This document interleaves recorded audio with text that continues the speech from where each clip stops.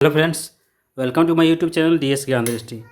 आज का जो मेरा वीडियो है वो आधारित है क्लास 10th का जो भौतिक विज्ञान है। विज्ञान का एक इम्पोर्टेंट ब्रांच है भौतिक विज्ञान, और इसका जो 5वां चैप्टर है जिसका नाम है विद्युत धारा के चुंबकीय प्रभाव।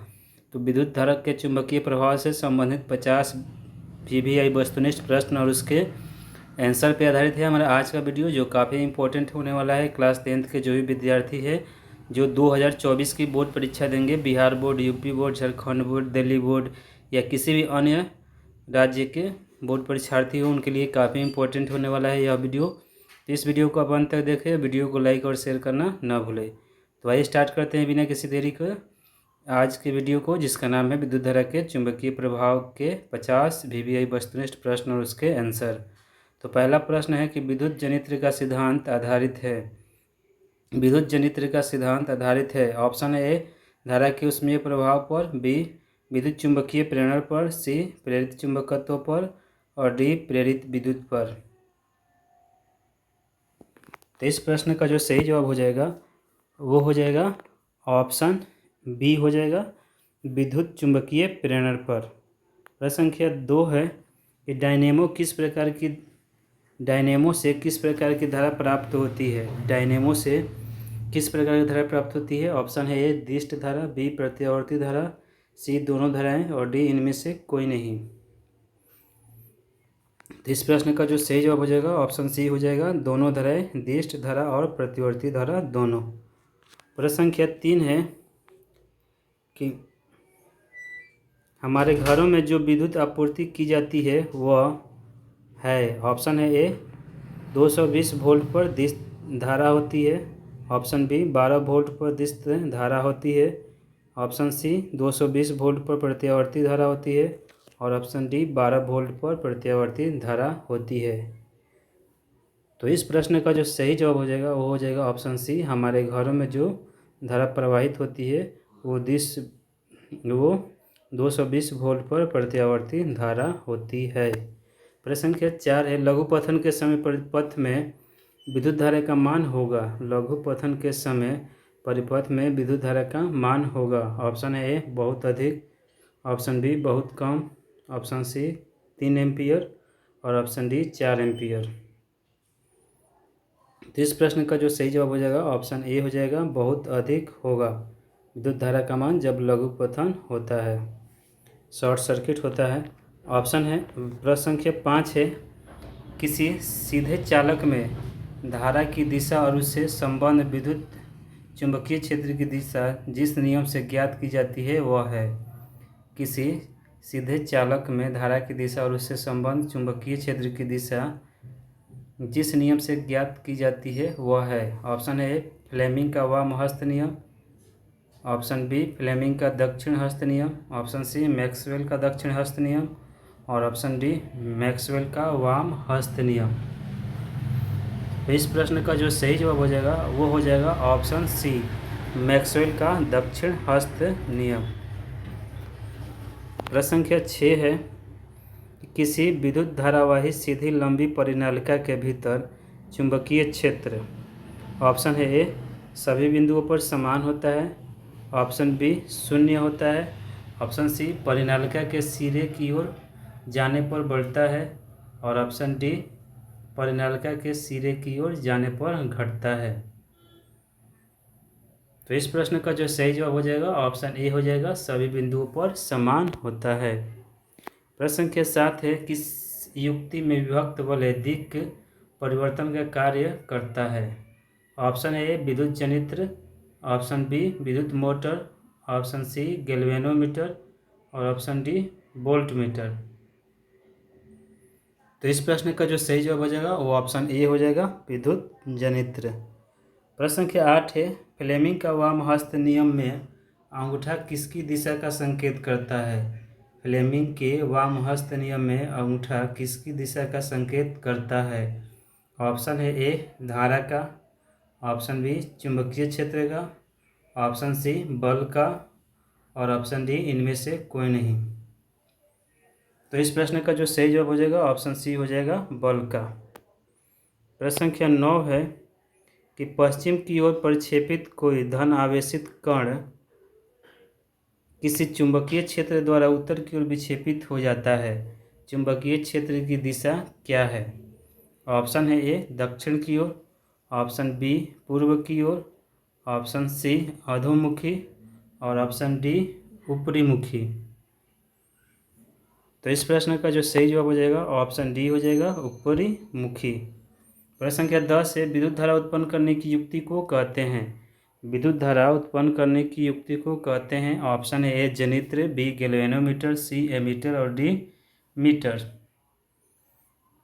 तो इस प्रश्न का जो सही जवाब हो जाएगा वो हो जाएगा ऑप्शन ए जनित्र कहते हैं विद्युत धारा उत्पन्न करने वाली युक्ति को। प्रश्न संख्या 11 है, विद्युत फ्यूज विद्युत धारा के किस प्रभाव पर कार्य करता है? विद्युत फ्यूज विद्युत धारा के किस प्रभाव पर कार्य करता है? ऑप्शन ए ऊष्मीय, ऑप्शन बी चुंबकीय, ऑप्शन सी रासायनिक और ऑप्शन डी इनमें से कोई नहीं। तो इस प्रश्न का जो सही जवाब हो जाएगा वो हो जाएगा ऑप्शन ए हो जाएगा, ऊष्मीय प्रभाव पर। प्रश्न संख्या 12 है कि घरेलू उपयोग के लिए विद्युत की आपूर्ति होती है। घरेलू उपयोग के लिए विद्युत की आपूर्ति होती है। ऑप्शन है ए 220 वोल्ट 100 हर्ट्ज पर, ऑप्शन बी 110 वोल्ट 100 हर्ट्ज पर, ऑप्शन सी 220 वोल्ट 50 हर्ट्ज पर और ऑप्शन डी 110 वोल्ट 50 हर्ट्ज पर। तो इस प्रश्न का जो सही जवाब होगा वो हो जाएगा ऑप्शन सी 220 वोल्ट 50 हर्ट्ज पे। प्रश्न संख्या 13 है, तांबे की तार की एक आयताकार कुंडली किसी चुंबकीय क्षेत्र में घूर्णित गति कर रही है। इस कुंडली में प्रेरित विद्युत धारा की दिशा में कितने परिभ्रमण के पश्चात परिवर्तन होता है? ऑप्शन है ए 2, ऑप्शन बी 1, ऑप्शन सी आधे और ऑप्शन डी चौथाई। तो इस प्रश्न का जो सही जवाब हो जाएगा वो हो जाएगा ऑप्शन ए 2।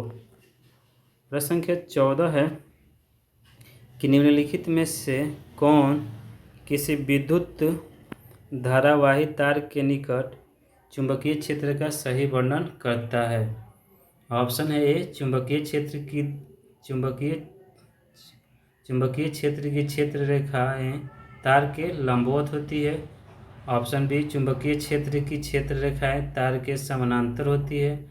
ऑप्शन सी चुंबकीय क्षेत्र की क्षेत्र रेखाएं आरीय होती हैं जिनका उद्भव तार से होता है और ऑप्शन डी चुंबकीय क्षेत्र की सकेंद्रीय क्षेत्र रेखाओं का केंद्र तार होता है।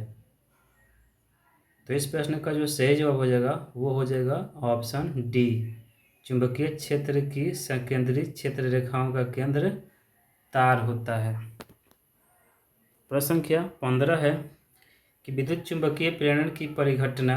ऑप्शन है किसी बिंदु को आवेशित करने की प्रक्रिया है। ऑप्शन बी किसी कुंडली में विद्युत धारा प्रवाहित होने के कारण विद्युत क्षेत्र उत्पन्न करने की प्रक्रिया है।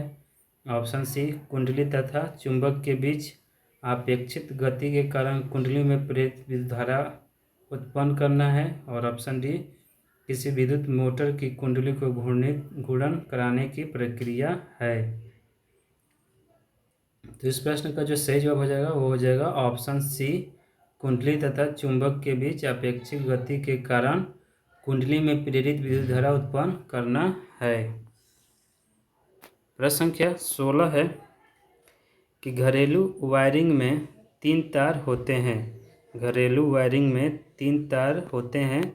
गर्म जिसे जीवित कहते हैं, ठंडा जिसे उदासीन कहते हैं और अर्ध जिसे भूयोजित कहते हैं। इन तारों के रंग होते हैं क्रमशः। ऑप्शन है ए हरा, काला तथा लाल, ऑप्शन बी काला, हरा तथा लाल, ऑप्शन सी लाल, काला तथा हरा और ऑप्शन डी काला, लाल तथा हरा। तो इस प्रश्न का जो सही जवाब हो जाएगा वो हो जाएगा ऑप्शन सी लाल, काला तथा हरा। लाल हो जाता है जिससे विद्युत धारा आती जाती है, काला हो जाता है उदासीन तार और हरा हो जाता है अर्थ वायर जिसको हम लोग भूयोजित तार कहते हैं। प्रश्न संख्या 17 है किसी छड़ चुंबक के अंदर किसी छड़ चुंबक के अंदर चुंबकीय क्षेत्र रेखाओं की दिशा क्या होती है? किसी छड़ चुंबक के अंदर चुंबकीय क्षेत्र रेखाओं की दिशा क्या होती है? ऑप्शन है ए उत्तर ध्रुव से दक्षिण ध्रुव, ऑप्शन बी दक्षिण ध्रुव से उत्तर ध्रुव, ऑप्शन सी उत्तर ध्रुव से पश्चिमी ध्रुव और ऑप्शन डी दक्षिण ध्रुव से पश्चिमी ध्रुव।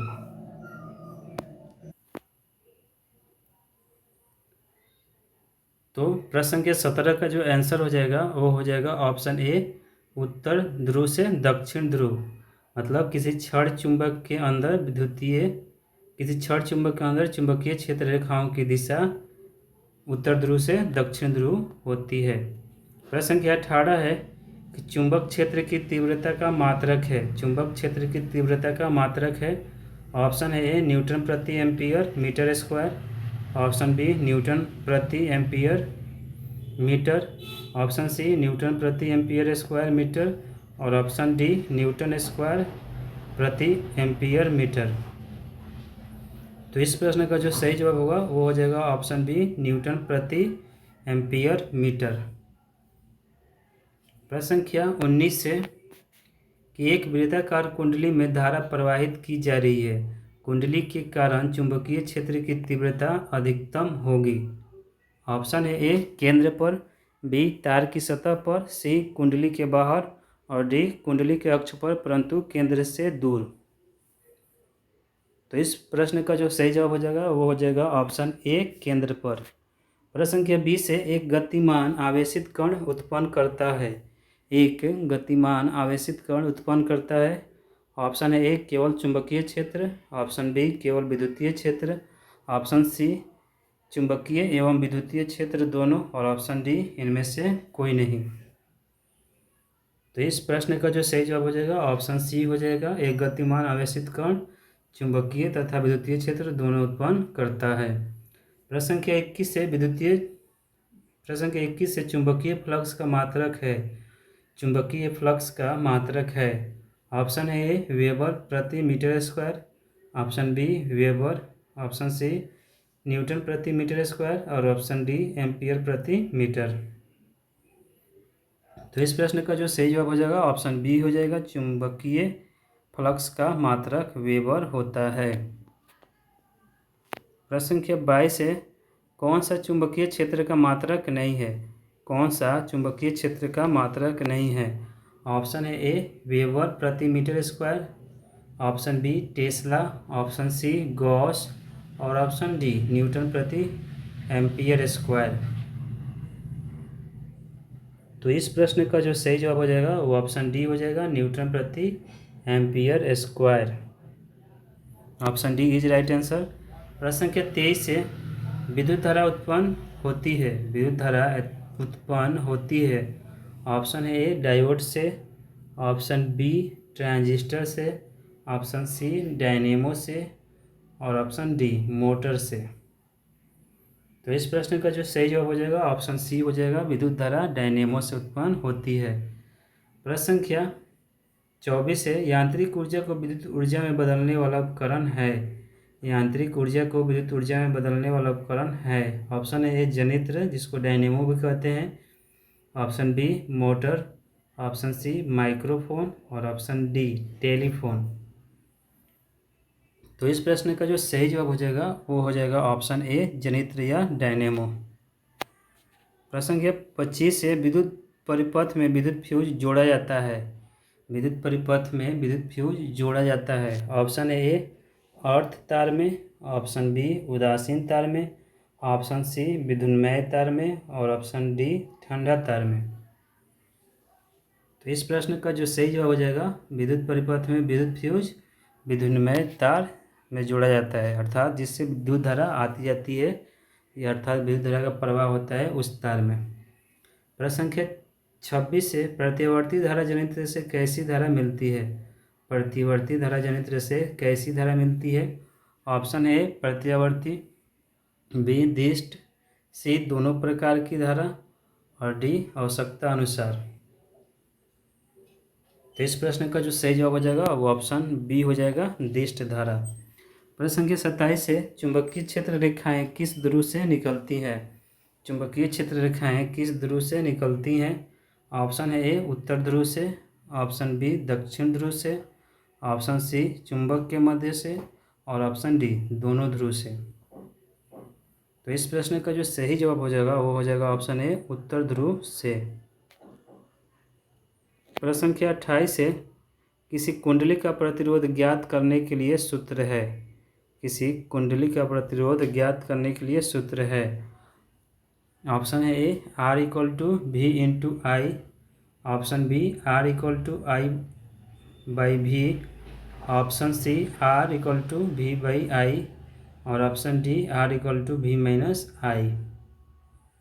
तो इस प्रश्न का जो सही जवाब हो जाएगा वो ऑप्शन सी हो जाएगा, R equal to V by I, अर्थात प्रतिरोध बराबर विभवांतर बटा धारा।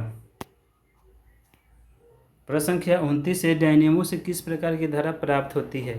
डायनेमो से किस प्रकार की धारा प्राप्त होती है? ऑप्शन ए दिष्ट धारा, बी प्रत्यावर्ती धारा, सी दोनों धाराएं और ऑप्शन डी इनमें से कोई नहीं। तो इस प्रश्न का जो सही जवाब हो जाएगा ऑप्शन सी हो जाएगा, दोनों धाराएं, दिष्ट और प्रत्यावर्ती धारा दोनों। प्रश्न संख्या 30 है, विद्युत चुंबकीय प्रेरण, विद्युत चुंबकीय प्रेरण की खोज किसने की थी? ऑप्शन है ए फैराडे ने, बी मैक्सवेल ने, सी एम्पियर ने और डी फ्लेमिंग ने। तो इस प्रश्न का जो सही जवाब हो जाएगा वो ऑप्शन ए हो जाएगा, विद्युत चुंबकीय प्रेरण की खोज माइकल फैराडे ने की थी। प्रश्न संख्या 31 है कि घरों में विद्युत से दुर्घटना किसके कारण होती है? ऑप्शन है ए फ्यूज तार, option B short circuit, option C उच्च धारा प्रवाह और ऑप्शन डी इनमें से कोई नहीं। तो इस प्रश्न का जो सही जवाब होगा वो ऑप्शन बी हो जाएगा, घरों में विद्युत से दुर्घटना के कारण शॉर्ट सर्किट होता है, जिसे लघुपतन कहते हैं। प्रश्न संख्या 32 है, चुंबकीय क्षेत्र चुंबक के ध्रुव पर होते हैं। ऑप्शन है ए महत्तम, बी बहुत कम, सी सामान्य और डी इनमें से कोई नहीं। तो इस प्रश्न का जो सही जवाब हो जाएगा वो हो जाएगा ऑप्शन ए महत्तम। प्रश्न संख्या 33 है, व्यावसायिक मोटरों में किस प्रकार के चुंबक का उपयोग होता है? व्यावसायिक मोटरों में किस प्रकार के चुंबक का उपयोग होता है? ऑप्शन है ए अस्थायी चुंबक, बी विद्युत चुंबक, सी सामान्य क्षण चुंबक और डी नाल चुंबक। तो इस प्रश्न का जो सही जवाब होगा वो हो जाएगा ऑप्शन बी विद्युत चुंबक। प्रश्न संख्या 34 की ओर बढ़ते हैं। प्रश्न है कि किसी चुंबक के चारों ओर वह क्षेत्र जिसमें उसके बल का संसूचन किया जा सकता है वह क्या कहलाता है? ऑप्शन है ए बल रेखाएं, ऑप्शन बी चुंबकीय क्षेत्र, ऑप्शन सी चुंबकीय प्रेरण और ऑप्शन डी सभी कथन सत्य हैं। तो इस प्रश्न का जो सही जवाब हो जाएगा वो हो जाएगा ऑप्शन डी चुंबकीय क्षेत्र। प्रश्न संख्या 35 से चुंबकीय क्षेत्र की तीव्रता का मात्रक है। चुंबकीय क्षेत्र की तीव्रता का मात्रक है। ऑप्शन है ए ओरेस्टेड, बी टेस्ला, सी दोनों और डी इनमें से कोई नहीं। तो इस प्रश्न का जो सही जवाब हो जाएगा वो ऑप्शन ए हो जाएगा ओरेस्टेड। प्रश्न संख्या 36 है, डीसी मोटर की कुंडली के दोनों ओर पर होते हैं। डीसी मोटर की कुंडली के दोनों सिरों पर होते हैं। ऑप्शन है अर्ध वलय, बी पूर्ण वलय, सी कोई भी और डी आयताकार रचना। तो इस प्रश्न का जो सही जवाब हो जाएगा वो हो जाएगा ऑप्शन ए, डीसी मोटर के कुंडली के दोनों सिरों पर अर्ध वलय होते हैं। प्रश्न संख्या 37 है कि एसी मोटर के कुंडली के दोनों सिरों पर होते हैं। एसी मोटर के कुंडली के दोनों सिरों पर होते हैं। ऑप्शन है ए अर्ध वलय, ऑप्शन बी पूर्ण वलय, ऑप्शन सी कोई भी और ऑप्शन डी आयताकार रचना। तो प्रश्न संख्या 37 का जो सही जवाब हो जाएगा वो हो जाएगा ऑप्शन बी पूर्ण वलय। प्रश्न संख्या 38 है, किसी चालक तार को चुंबकीय क्षेत्र में चलाने पर उनके सिरों के बीच विभवांतर पैदा होने की घटना कहलाती है। ऑप्शन है ए बल रेखाएं, ऑप्शन बी चुंबकीय क्षेत्र, ऑप्शन सी विद्युत चुंबकीय प्रेरण और ऑप्शन डी सभी कथन सत्य हैं। तो इस प्रश्न का जो सही जवाब हो जाएगा वो हो जाएगा ऑप्शन सी विद्युत चुंबकीय प्रेरण। प्रश्न संख्या 39 से चुंबकीय क्षेत्र रेखाओं की निकटता बतलाता है। चुंबकीय क्षेत्र की रेखाओं की निकटता बतलाता है। ऑप्शन ए क्षेत्र का मान, ऑप्शन बी मान और दिशा, ऑप्शन सी क्षेत्र की दिशा और ऑप्शन डी इनमें से कोई नहीं। तो इस प्रश्न का जो सही जवाब हो जाएगा वो हो जाएगा ऑप्शन ए क्षेत्र का मान। चुंबकीय क्षेत्र रेखाओं की निकटता क्षेत्र का मान बतलाता है। प्रश्न संख्या 40 है कि यदि किसी नरम लोहे को धारावाहिक कुंडली के गर्भ में रख दिया जाए तो क्या बनता है। यदि किसी नरम लोहे को धारावाहिक कुंडली के गर्भ में रख दिया जाए तो क्या बनता है। ऑप्शन है ए अस्थायी चुंबक, बी विद्युत चुंबक, सी समान छड़ चुंबक और डी नाल चुंबक। तो इस प्रश्न का जो सही जवाब हो जाएगा वो हो जाएगा ऑप्शन बी विद्युत चुंबक बनता है। प्रश्न संख्या 21 से किसी प्रोटॉन का निम्नलिखित में कौन सा गुण किसी चुंबकीय क्षेत्र में मुक्त गति करते समय परिवर्तित हो जाता है। ऑप्शन ए द्रव्यमान एवं वेग, ऑप्शन बी चाल एवं संवेग, ऑप्शन सी वेग एवं संवेग और ऑप्शन डी इनमें से कोई नहीं। तो इस प्रश्न का जो सही जवाब हो जाएगा वो हो जाएगा ऑप्शन बी अर्थात चाल एवं संवेग। प्रश्न संख्या 42 है विद्युत और चुंबकत्व के परस्पर संबंध को सबसे पहले किस वैज्ञानिक ने प्रमाणित किया था। विद्युत और चुंबकत्व के परस्पर संबंध को सबसे पहले किस वैज्ञानिक ने प्रमाणित किया था, साबित किया था।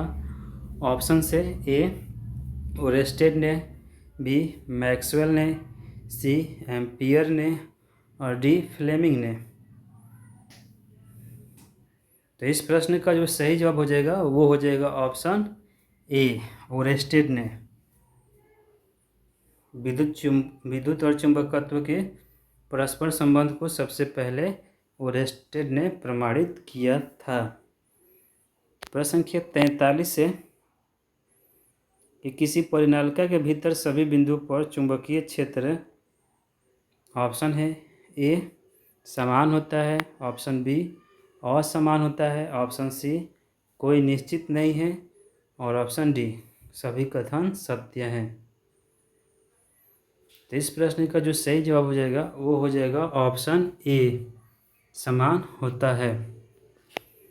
प्रश्न संख्या 44 से शरीर के अंदर विद्यमान चुंबकीय क्षेत्र के आधार पर प्राप्त किए जाते हैं।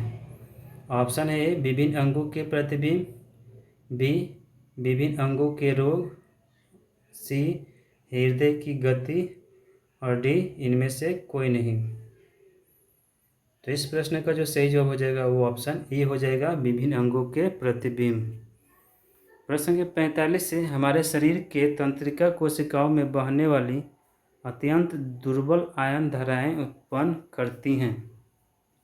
ऑप्शन ए विद्युतीय क्षेत्र, ऑप्शन बी चुंबकीय क्षेत्र, ऑप्शन सी चुंबकीय प्रेरण और ऑप्शन डी सभी कथन सत्य हैं।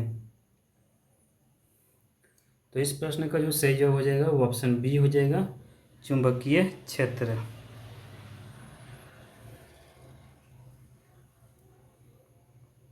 प्रश्न संख्या 46 है चुंबकीय क्षेत्र में एक धारावाहक छड़ पर लगने वाला बल किसके लंबवत होता है। चुंबकीय क्षेत्र के एक धारावाही छड़ पर लगने वाला बल किसके लंबवत होता है। ऑप्शन है छड़ की लंबाई के, ऑप्शन बी चुंबकीय क्षेत्र के, ऑप्शन सी दोनों के और ऑप्शन डी सभी कथन सत्य हैं। तो इस प्रश्न का जो सही जवाब हो जाएगा वो ऑप्शन सी हो जाएगा दोनों के। प्रश्न संख्या 47 से मधुमक्खियों के उदर में किस प्रकार के क्रिस्टल पाए जाते हैं। मधुमक्खियों के उदर में, पेट में किस प्रकार के क्रिस्टल पाए जाते हैं? काफ़ी इंपॉर्टेंट प्रश्न है ये। ऑप्शन है A magnetite, option B calcium carbonate, option C खड़िया और ऑप्शन डी इनमें से कोई नहीं। तो इस प्रश्न का जो सही जवाब होगा वो हो जाएगा ऑप्शन ए मैग्नेटाइट। मधुमक्खियों के जो उदर होते हैं उसमें मैग्नेटाइट के क्रिस्टल पाए जाते हैं। प्रश्न संख्या 48 है, इनमें से कौन एक दूसरे से अलग है? इनमें से कौन एक दूसरे से अलग है? ऑप्शन है ए जूल, ऑप्शन बी है किलोवाट घंटा, ऑप्शन सी है अर्ग और ऑप्शन डी है वाट। तो इस प्रश्न का जो सही जवाब हो जाएगा वो ऑप्शन डी हो जाएगा वाट।